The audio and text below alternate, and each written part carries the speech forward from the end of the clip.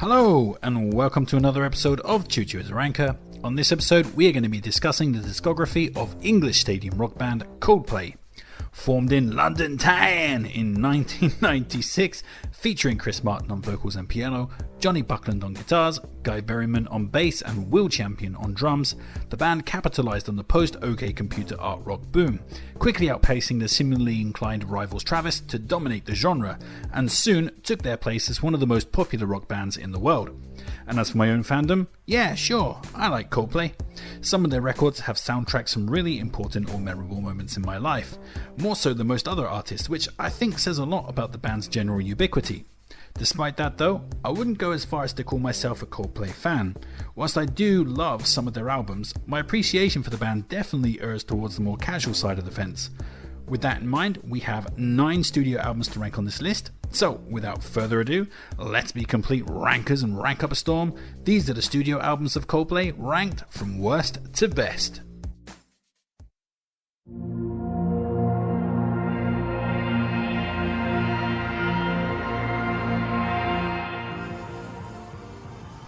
Coming in last, dead last, we have Coldplay's most recent album at the time of recording, Music of the Spheres from 2021, which is a science fiction themed concept album about music on different planets or something to that effect. To be honest, I think Coldplay's ability to make lucid concept albums is probably on par with McDonald's ability to make gourmet pasta.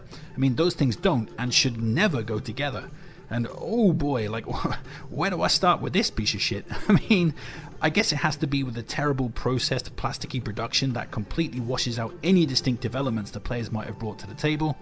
The instrumentation on this is so buried beneath artificial jank that the band may as well not even be there. This might as well be a Chris Martin solo record set to ubiquitous pop music samples gleaned from some home recording software. But you know, without the creativity or hunger that some of those desperate bedsit artists might have stored up over the years. Add to that the most incredibly bland, standardized mainstream pop songwriting, and you have a complete train wreck of an album. I mean, there's a collaboration with BTS on this called My Universe. Surely that could be some kind of batshit crazy fun, right? It should be. But no, it's just the blandest, most formulaic piece of radio garbage that you can possibly imagine. What a waste! And you know, what makes this album even more infuriating is that the closing track, Coloratura, is fantastic. An epic building slice of 1970s style prog rock. It's immediately impressive, dynamic and fun. I mean, Coldplay, Jesus Christ, I mean, if you can do that, then do that. Don't waste my time with this pappy Barbie doll plastic crap. So yeah, suffice to say, I don't like this record. It is terrible. 1.5 stars. Coldplay, go straight to jail. Do not pass go. Do not collect $200.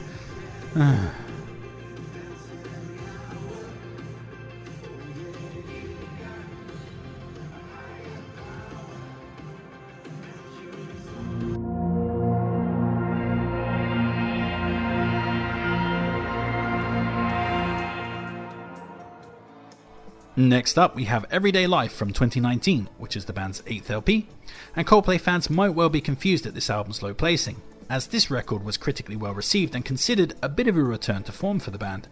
But I personally think those critics have been spending way too much time in Starbucks drinking low-fat lattes, because this record is just bland as fuck. I mean, the only thing this album is good for is soundtracking such activity in your local Starbucks. I mean, I could spin this LP like 10 times and not remember a bastard thing about it. But it does score points over Music of the Spheres for not being aggressively bad. In fact, everything is universally polite and inoffensive. One might even say pleasant. But it's just so utterly unmemorable. And at 56 minutes, because this is also a double album by the way, it's just way too long for something so dull. I mean, if I'm going to put on my positive hat, there are a few nice moments on this, specifically the moments where the band turned to deep South American blues for inspiration. Broken has a cool Southern Preacher Man vibe to it.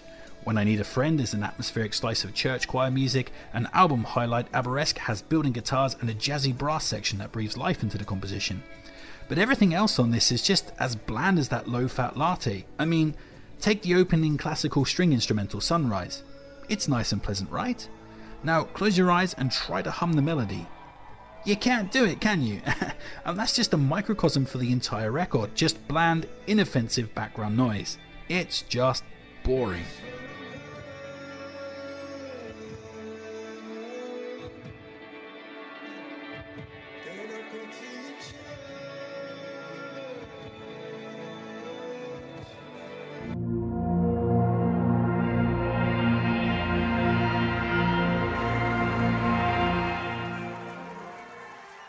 Next up, we have A Head Full of Dreams, which was the band's 7th LP from 2015, and from the band's 5th album, Milo Xyloto onwards, the band seemed intent to alternate the tonal outlook of their records between bright neon pop and dour restraint.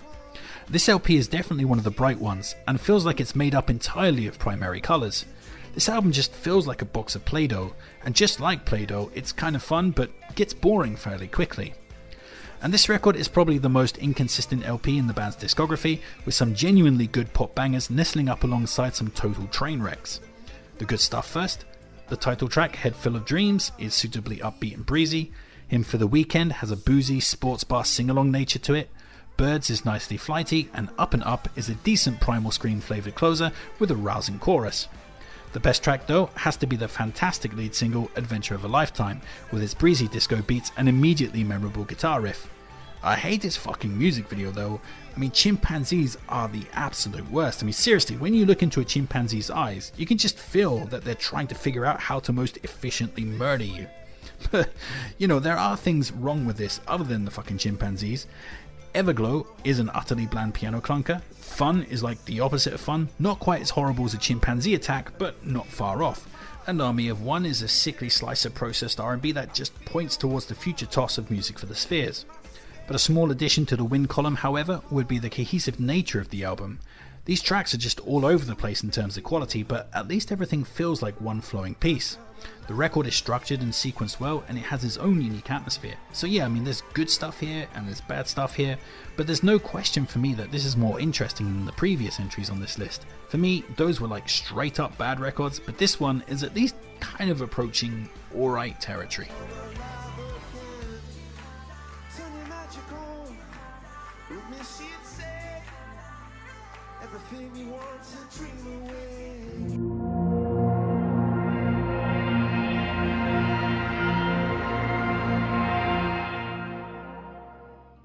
Coming in next, we have X and Y, which was the band's 3rd album from 2005, and this LP sees Coldplay at the peak of their stadium rock phase, with the band seemingly intent to emulate Achtung Baby era U2.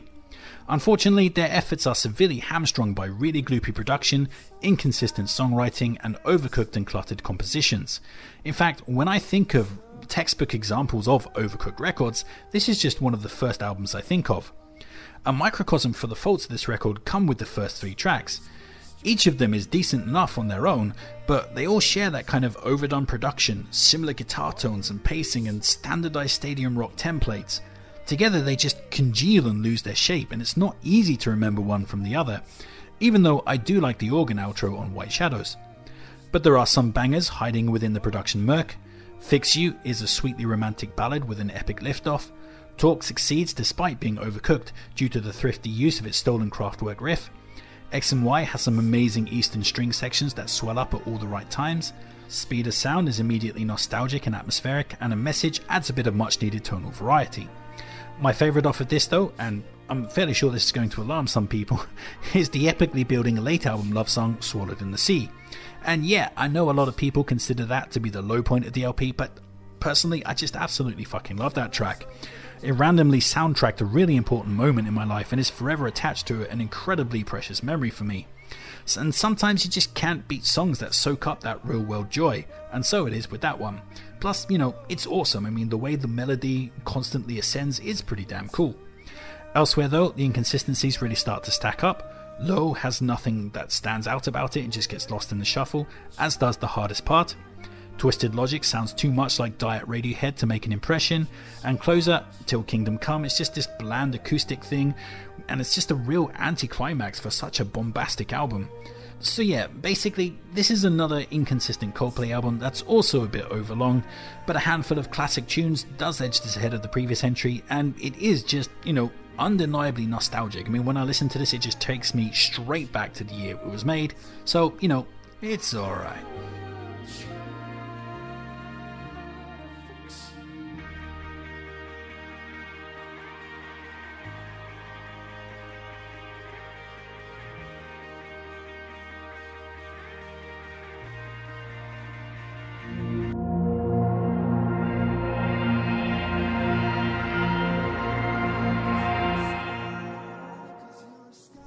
Next up, we have Ghost Stories from 2014, which was the band's 6th LP.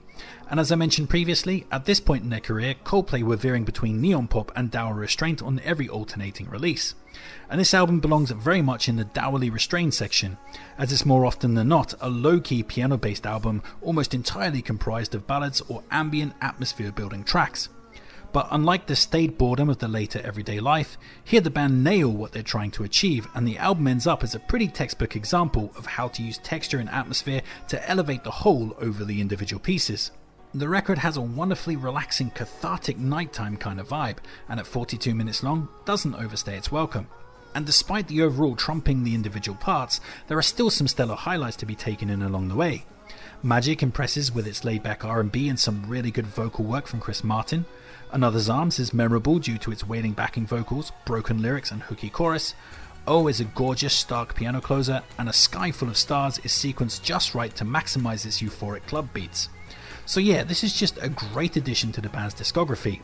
And if you couldn't already tell, we've definitely turned the corner here, and we are now officially into the legitimately good Coldplay records.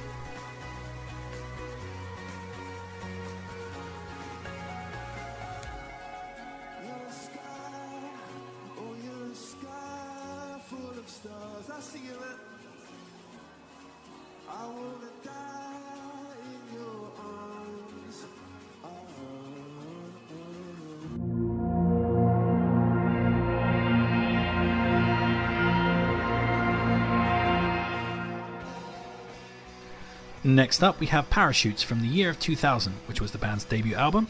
And seeming as most of the audience is now probably shouting stuff like "No way!" or "You're out of your goddamn mind" at the screen, I think it's fair to say that this is something of a controversial position for this particular LP.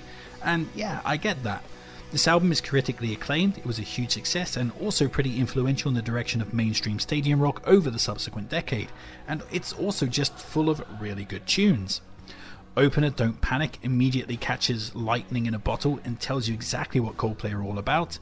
Yellow and Shiver are awesomely catchy singles, and I'll take this opportunity, since we're mentioning Shiver, to comment on the guitar engineering of this record.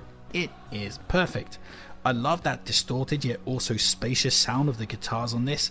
Mwah, chef's kiss. I think the record sounds fantastic in terms of guitar engineering and clarity.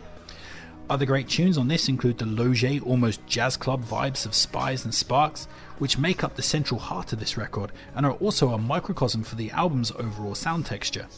Trouble, meanwhile, is an absolutely gorgeous stripped-back piano ballad and the measuring stick for all other Coldplay piano ballads. We Never Change is another track with a relaxing vibe a la Sparks, but not quite as good, whilst Everything's Not Lost is a suitably anthemic closer. So yeah, lots of really good material on this. So why is it stalling outside the top 3, I hear you ask? Well, firstly, I don't like the song High Speed at all.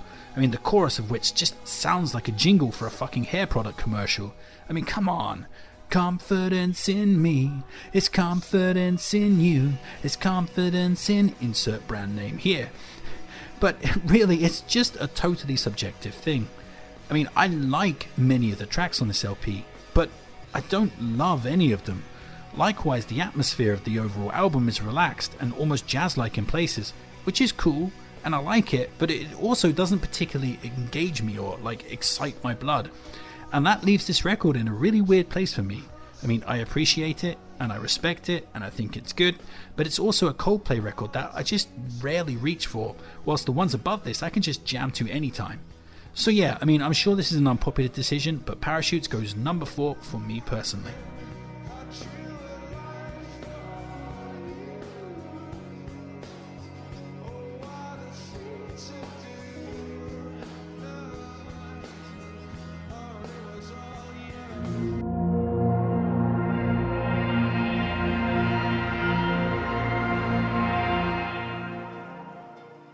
Coming in next, we have Milo Xyloto from 2011, which was the band's 5th LP. And yeah, if the last entry got you agitated, this one's probably got you frothing at the mouth, because this is basically like the polar opposite of the previous entry. This album gets very little love from most people, yet I think this record is absolutely fantastic.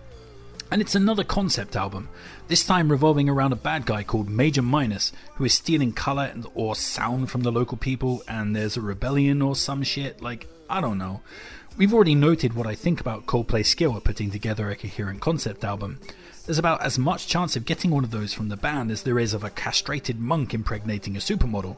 So the quote-unquote narrative of this record is complete bollocks, but I love everything else about it. The tonal palette, the overall atmosphere, the sequencing, and the individual tracks themselves are all great.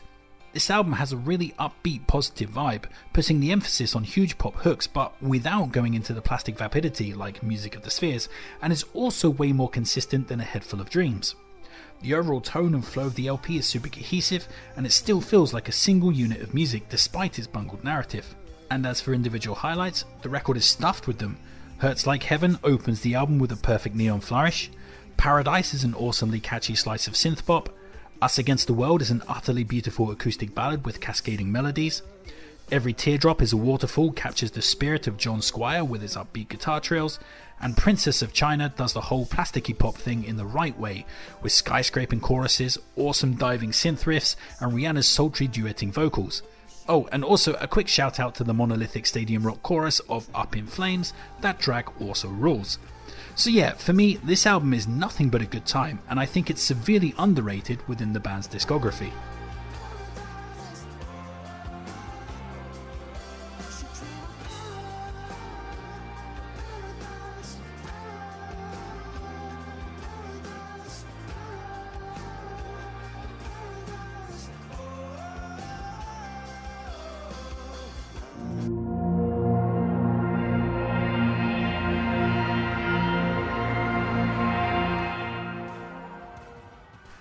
Next up, we have Viva La Vida, or Death and All His Friends, from 2008, which was the band's fourth LP. On this, the band are bouncing back nimbly from the overblown X and Y, pulling the brakes on the stadium rock vibes and heading into more experimental territory. And the band absolutely nail this one. The production on the album is pretty much perfect, with a more organic soundscape featuring plenty of shoegaze overtones to tease out the more cathartic elements. And the record is just full of variety, with no two songs sounding similar, and the compositions are full of dynamic shifts, often diverging in unexpected directions. And the songs themselves, just wonderful. Life in Technicolor kicks things off with an awesome jangle instrumental, although I do wish they had included the single version instead, as that's one of my all-time favourite Coldplay tunes. Cemeteries of London has an interesting gothic vibe to it and sounds unlike anything the band had made before. Lost brings back some of that stadium rock sound of yore and features some awesome backing vocals during its climax. And 42 has one of those great dynamic shifts that we were talking about, suddenly going from maudlin pianos to a foot-stomping catchy guitar banger at the drop of a hat.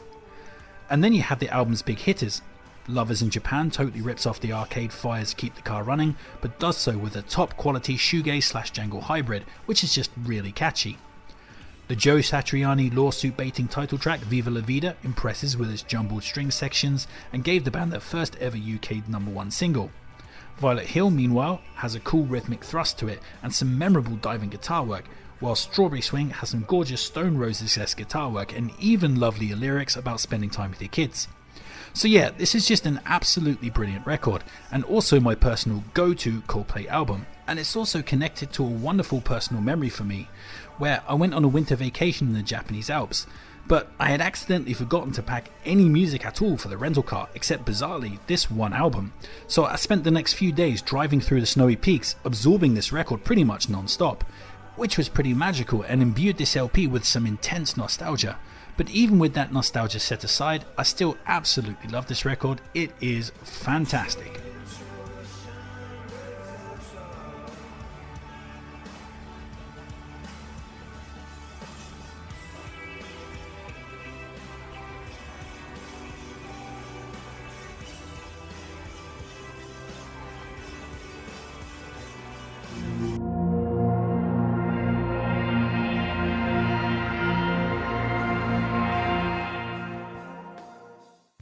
So here we are at the top of the mountain, and the Coldplay gold medal is going to go to A Rush of Blood to the Head, which was the band's second album from 2002, and this record sees the band achieving stadium rock nirvana, putting together a rock solid roster of tracks, which takes in some of the most immediately identifiable rock tunes of the last few decades, all the while without over-egging the pudding or overcooking the production. All these tracks have these kind of clean, spacious lines that lets the hooks and melodies breathe. As I said, stadium rock perfection basically. And as for highlights, well, that would be pretty much the entirety of the record. Politic kicks things off with a building art rock epic. I absolutely love that fuzz out crescendo on the track. It is awesome. Lead single, In My Place, is immediately hooky with its harmonic guitar riff and sing-along chorus. God Put a Smile Upon Your Face is a textbook example of that typical Coldplay sound. The Scientist is a huge grandstanding ballad with a memorable detuned piano figure. And speaking about pianos, Clocks has one of the most famous rock piano riffs of all time. But still, the hits, they just keep coming. Green Eyes is a beautiful and romantic acoustic track. Daylight has a wonderful Eastern string section. A Warning Sign is a really delicate rock ballad with notably honest and crushing breakup lyrics, while title track A Rush of Blood to the Head is an epic slice of stadium rock with a cool ebb and flow, a killer chorus and badass revenge theme lyrics. So yeah, I mean, as far as epic art rock stadium bound albums go, A Rush of Blood to the Head is a genuine 5-star classic and a fairly easy pick for Coldplay's best LP. And that's it. That's my Coldplay list, but that won't be your list, so please sound off in the comment section and tell me how you'd rank these records. Like, share, subscribe and all that other kind of YouTube jazz. Take care of yourself, but most importantly, just keep on ranking.